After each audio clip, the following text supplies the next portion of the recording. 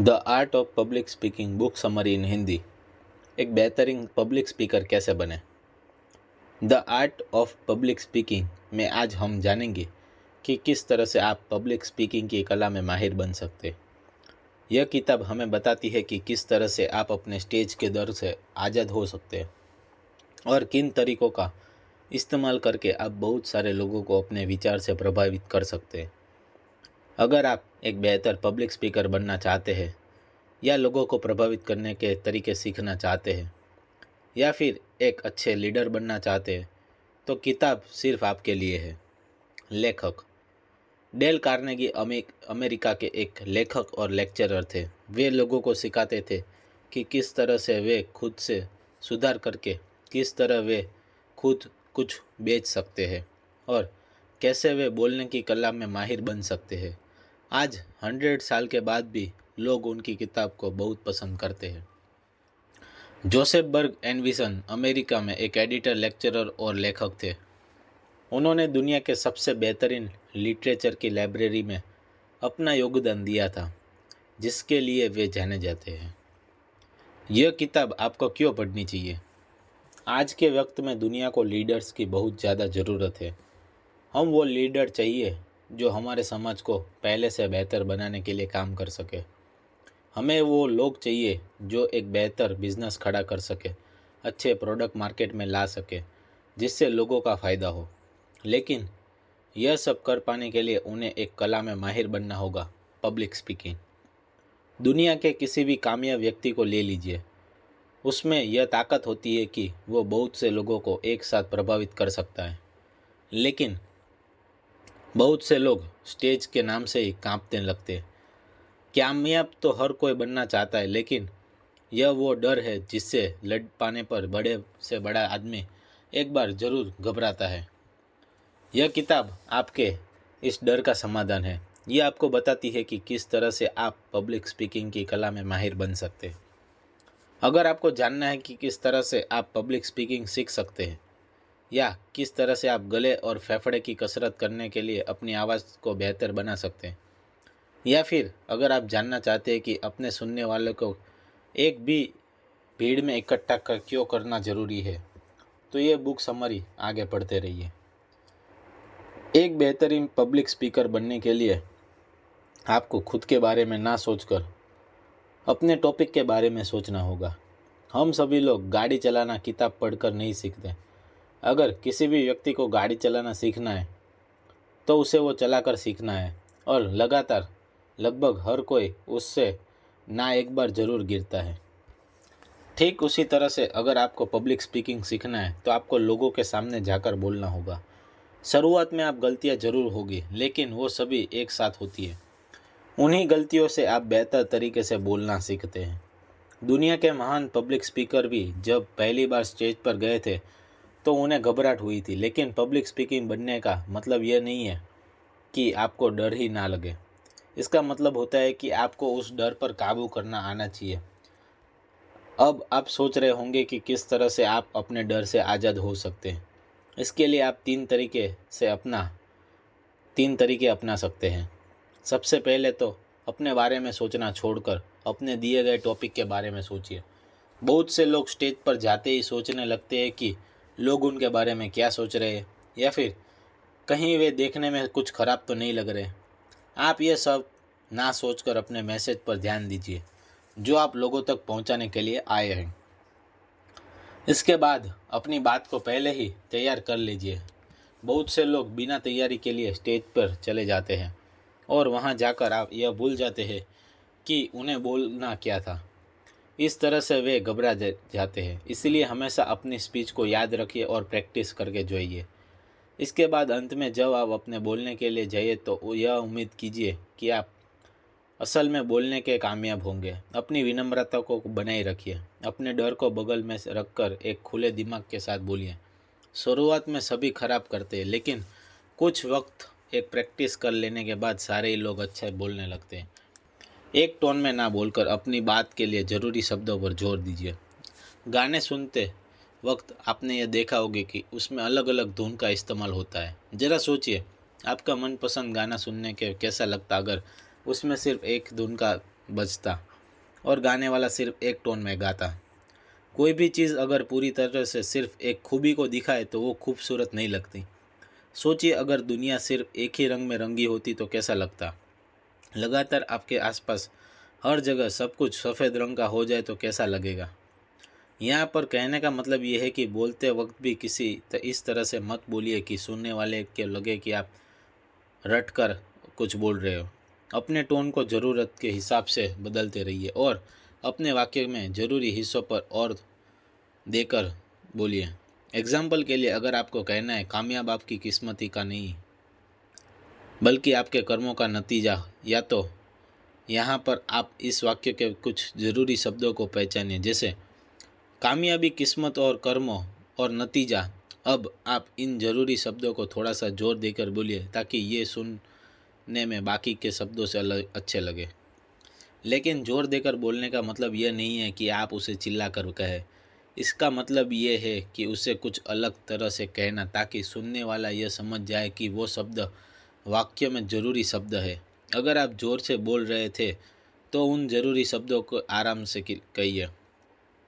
अगर आप आराम से बोल रहे थे तो उन शब्दों को ज़ोर से कहिए, या फिर आप उसे अपने स्टाइल में कुछ अलग तरह से कहने की कोशिश कीजिए ताकि वो बाकी के शब्दों से अलग लगे। अपनी बात के ज़रूरी हिस्से को अलग तरह से बोलने के लिए 3 तरीके हो सकते हैं। सबसे पहला तो अपने स्पीच को बदलना, दूसरा है अपने बोलने की रफ्तार को बदलना, और तीसरा है कुछ देर तक रुक कर बोलना। जब हम कुछ मज़ेदार बात बता रहे हैं तो हमें तेज़ बोलना है। जब कुछ खूबसूरत लम्हों की बात कर रहे हैं तो हमें आराम से बोलते हैं और इससे हमारा टोन अलग हो जाता है। इसके बाद आप अगर अपनी ज़रूरत बात को बोलने से ठीक या पहले ठीक कुछ बात दूर देर के लिए रुक जाए तो वो इस बातों से अलग लगेगी। या फिर अगर आप अपने वाक्य की शुरुआत तेज़ रफ्तार में बोलते हुए करेंगे और उसके अंत में उसे धीरे बोलेंगे तब भी वो सुनने में अलग लगेगा। इस तरह से आप अपनी स्पीच को आकर्षक बना सकते हैं। अपनी बात के लिए जरिए लोगों में भावना पैदा करने वाला व्यक्ति बहुत अच्छा स्पीकर होता है। इंसान हमेशा अपनी भावनाओं के आगे मजबूर होता है। यही वो चीज़ है जो हमारी ज़िंदगी में रंग डालती है और इसे खूबसूरत बनाती है। अगर आप किसी तरह से अपने सुनने वालों के अंदर एक भावना पैदा कर सके तो वे आपको बहुत पसंद करने लगेंगे। लोग इसीलिए कॉमेडी शो ज़्यादा पसंद करने देखते हैं क्योंकि एक डॉक्यूमेंट्री कम देखते हैं, क्योंकि कॉमेडी में एक भावना को पैदा करती है खुशी। सिर्फ यही नहीं, सेल्स में भी जब हम ग्राहक की भावनाओं पर ध्यान देते हैं तो हम प्रोडक्ट को आसानी से बेच पाते हैं। लोग नए आईफोन इसीलिए नहीं खरीदते क्योंकि वो अच्छा है। आईफोन ऐसा कोई भी फीचर्स नहीं देता है जो सैमसंग या ओप्पो या फिर वीवो नहीं देते हैं। लेकिन अगर आपके सामने आईफोन और दूसरे स्मार्टफोन रख दिए जाए तो संभावना ज़्यादा है कि आप आईफोन को चुनेंगे, क्योंकि लोगों को लगता है कि इसे इस्तेमाल करने से उनका दर्जा उठ जाता है। भावनाएं हमारी ज़िंदगी को चलाती, इसीलिए अगर आप किसी तरह की भावनाओं को काबू पा लें तो आप लोगों के दिलों पर भी काबू पा सकते हैं। किस तरह से आप अपने लोगों में भावना पैदा कर सकते हैं? आसान शब्दों में प्रैक्टिस करके आप किसी भी टॉपिक पर बोल रहे हैं, आपको उसके अंदर पूरी तरह से घुसना होगा। उसे अपनी आत्मा में बसा लीजिए और उसमें पूरी तरह से उतर जाइए। जब एक्टर्स अपने रोल की तैयारी करते हैं तो वो उसमें भावना पैदा करने के लिए पूरी तरह से कैरेक्टर में उतर जाते हैं। शूटिंग से कुछ घंटे पहले ही वे खुद को एक कमरे में बंद कर लेते हैं और सिर्फ एक सीन के लिए प्रैक्टिस करते रहते हैं। इस तरह से वे देखने वाले के अंदर भावना पैदा कर पाते हैं और उनका दिल जीत पाते हैं। अगर आपको भी ऐसा करना है तो आपको भी अपने टॉपिक को अच्छे से तैयार करना होगा। बोलने के साथ ही आपको अपने गेस्चर पर भी ध्यान देना होगा।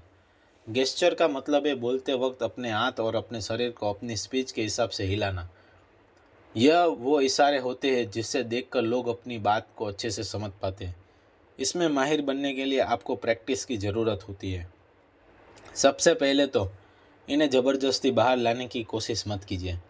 गेस्चर आपके अंदर से अपने आप निकलने चाहिए, और आप जब ज़बरदस्ती इसे बाहर निकालने की कोशिश करेंगे तो लोगों को तुरंत पता चल जाएगा कि वो नकली है। इसीलिए इसका मतलब यह नहीं है कि आप उसे प्रैक्टिस नहीं कर सकते। गेस्चर को बेहतर बताने के लिए आप उसे बार बार प्रैक्टिस कर सकते हैं। यह ज़रूरी नहीं है कि आप हर एक गेस्चर को एक ही तरीके से प्रैक्टिस करें और हर बार उसी तरह से इस्तेमाल करें। कभी कभी यह संभव भी नहीं होता। यह आपको अंदर से समय समय पर अपने आप निकलने चाहिए। अगर आप एक होनहार स्पीकर हो तो एक ही स्पीच 2 बार देते सुनिए तो आप यह देखेंगे कि उनके गेस्चर बदलते रहते हैं। इसके बाद आपको यह ध्यान देना होगा कि आपके अंदर जो भी गेस्चर निकल रहे हैं वो आपकी स्पीच और आपके टोन के साथ मैच खा रहे हैं या नहीं। बहुत बार हम गेस्चर कर लेते हैं जो कि बहुत ख़राब लगते हैं। इसके लिए आप शीशे में देखकर उसे प्रैक्टिस कर सकते हैं। आप यह देखिए कि कौन से गेस्चर अच्छे लग रहे हैं, किसे सुधारना जा सकता है, किससे आपको निकालने की ज़रूरत है। समय के साथ आपको इसकी आदत पड़ जाएगी और आप इसे बेहतर तरीके से कर पाएंगे। यहाँ पर सबसे ज़रूरी बात यह है कि वे गेस्चर आपके अंदर के प्राकृतिक रूप से निकलने चाहिए। नकली गेस्चर का इस्तेमाल करना बिल्कुल वैसा ही है जैसे अपने बगीचे के सूखे हुए पौधों के रंग से रंग बदलना। आप इसकी जितनी ज़्यादा प्रैक्टिस करेंगे आपके लिए ये उतना आसान हो जाएगा। इसके अलावा बहुत ज़्यादा गेस्चर करने वाले लोगों का ध्यान भटकने लगता है। ये याद रखिए कि आप उनके हाथों को या शरीर को हद से ज़्यादा मत हिलाइए। साथ ही अपने चेहरे के हाव भाव पर भी ध्यान दीजिए। अपनी आवाज़ को अच्छा बनाने के लिए अपने गले और फेफड़ों का ख्याल रखिए। जब हम बोलते हैं कि हमारे फेफड़ों से हवा हमारे गले तक जाती है जिससे कि आवाज़ बाहर निकलती है। दूसरे शब्दों में हम जब बोलते हैं तो हमारे फेफड़ों पर प्रेशर पड़ता है और ज़्यादा ज़ोर से काफ़ी देर तक बोलने रहने पर सीने में दर्द हो सकता है। इसीलिए यह ज़रूरी है कि आप फेफड़ों का और अपनी सेहत का अच्छा ख्याल रखें। लेखक एक ऐसे पब्लिक स्पीकर को जानते हैं जो बोलने की प्रैक्टिस भागते हुए करता था। इससे उसके फेफड़ों में ज़्यादा हवा जाती थी और उसकी कसरत होती थी जिससे कि स्टेज पर वो लंबे समय तक बोल पाता था। आप चाहे तो यह तरीका अपना सकते हैं या फिर एक दूसरे तरह से भी कसरत कर सकते हैं जो नीचे दिए गए हैं। सबसे पहले अपने हाथों को अपने कमर पर रखिए और एक हाथ की उंगली को दूसरे हाथ की उंगली से छूने की कोशिश कीजिए। इससे आप अपने फेफड़ों को दबा रहे हैं जिससे कि सारी हवा बाहर निकल रही है। जिसके बाद अपने कंधों को ऊपर उठा बिना सांस अंदर खींचिए। इसके बाद बार बार दोहराइए। फेफड़ों के अलावा आपका गला भी अच्छी तरह से बोल पाने के लिए बहुत ज़रूरी होता है। इसकी कसरत करने के लिए अपनी गर्दन को फिक्स करके अपने सीने को लेफ़्ट राइट घुमाइए। ऐसा करते वक्त अपने सिर को आगे की तरफ झुकाइए। इससे आपके गले को राहत मिलेगी। गले को खोलने के लिए आप अपने मुंह को खोलिए और उसे पूरी तरह से खुला कर रखिए। बोलने की कोशिश कीजिए। इससे आपकी आवाज़ की क्वालिटी अच्छी हो जाएगी। लेकिन आवाज़ अच्छी होने का मतलब यह नहीं है कि वो तेज़ है। इसका मतलब यह भी है कि वो साफ और स्टेज के पीछे जो बोल रहे हैं वो भी आपके बारे में अच्छे से साफ सुन पाए। अगर आपकी आवाज़ साफ होगी तो आपके फुसफुसाने पर भी लोग आपको अच्छे से समझ पाएंगे। ऐसा कर पाने के लिए आपको अपने हाथों पर मुंह के पास लगाए और यह शब्द जोर से बोलिए। क्रैश, डैश, विल, बज। इन शब्दों को तब तक बोलते जब तक आप इनके वाइब्रेशन को अपने हाथों पर महसूस ना करने लगें। अपने सुनने वाले को एक भीड़ में इकट्ठा कीजिए ताकि आप अपनी बात को लोगों तक अच्छे से पहुंचा सके। क्या आपने कभी ऐसा देखा है कि किसी सेमिनार में एक व्यक्ति ताली बजाता है और फिर सारे ही लोग अचानक से तालियां बजाने लगते हैं? क्या आपके साथ यह भी हुआ है कि आपके ग्रुप में सारे लोग अचानक से ऊपर देखने लगते हैं और आप भी उसी वक्त ऊपर देखने लगते हैं? इंसानों की इस खूबी को कॉन्टेंजीनियस कहते हैं जिसका हिंदी में मतलब होता है एक व्यक्ति के विचार या रोग का दूसरे व्यक्ति तक पहुंचाना। इसका आसान सा मतलब होता है एक चीज़ का फैलाव। इसका मतलब ये है कि अगर आप अपने सुनने वाले को भीड़ में मौका इकट्ठा करने लगेंगे तो आप अपने विचारों पर उन तक आसानी से पहुंचा जा सकते हैं। भीड़ में विचारों को इन्फेक्शन बहुत तेज़ी से मिलता है। अगर आप एक भी भीड़ भरी जगह पर एक व्यक्ति अचानक से चिल्लाने लगे, आग आग, भागो भागो, तो सारे लोग पागलों की तरफ भागने लगेंगे। इसीलिए अगर आप चाहते हैं कि सब लोग आपके विचारों को सुने तो उन्हें अलग अलग मत बैठने दीजिए। उन सभी को एक भीड़ में इकट्ठा कर लीजिए। यह करने के लिए आप सबसे पहले उन अलग अलग बैठे लोगों के पास चलते हुए जाइए और उनकी ज़रूरियातों के बारे में, डर के बारे में और भावनाओं के बारे में बातें कीजिए। एक बार जब उन अलग बैठे लोगों को लगाने लगेगा कि यहाँ पर उनके जैसे विचार वाले लोग बैठे हैं तो वे भीड़ में जाकर मिल जाएंगे और आपकी बात को अच्छे से सुनेंगे। लेकिन बहुत से लोग इस बात को नहीं मानते कि भीड़ में बैठकर सारे लोग एक तरह से सोचते थे। अगर आपको इस बात पर अभी भी कोई शक है तो इतिहास में इस एग्जाम्पल का नज़र डालिए। 19वीं शताब्दी में सोवियत की सरकार ने यह नियम लागू किया था कि कोई भी कहीं भी भीड़ नहीं लगाएगा।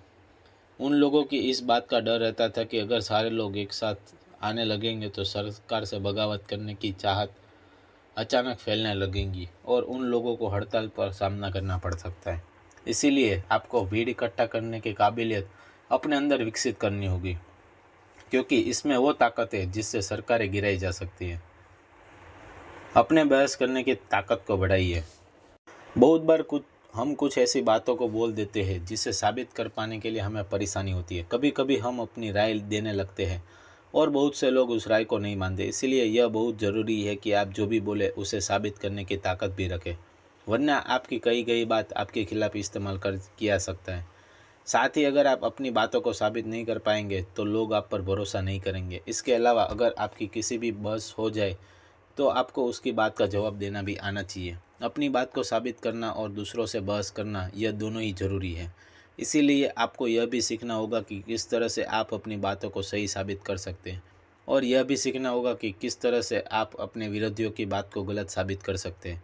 इसके लिए आपको 4 बातें पर ध्यान देना होगा कि जिस पर बहस हो रही है उस बात को साबित करने के लिए सबूत उस बात के और फ़ोन से मतलब हो सकते हैं, और उस बात के नतीजे नीचे दिए गए 8 सवालों की मदद से आप इन पहलुओं पर ध्यान देकर दोनों काम कर सकते हैं। जिस बात पर बहस हो रही है उसे अच्छे से समझने के लिए आप खुद से पूछिए कि क्या उसे साफ साफ शब्दों में कहा गया है। दूसरे सवाल खुद से ये पूछिए कि जो कुछ भी कहा गया है क्या उसे पूरी तरह से कहा गया है, क्या पूरी जानकारी दी गई है, कहीं उन जानकारियों में कुछ कमी तो नहीं है। इसके बाद आप उस बात को साबित करने के लिए सबूत पर ध्यान दीजिए।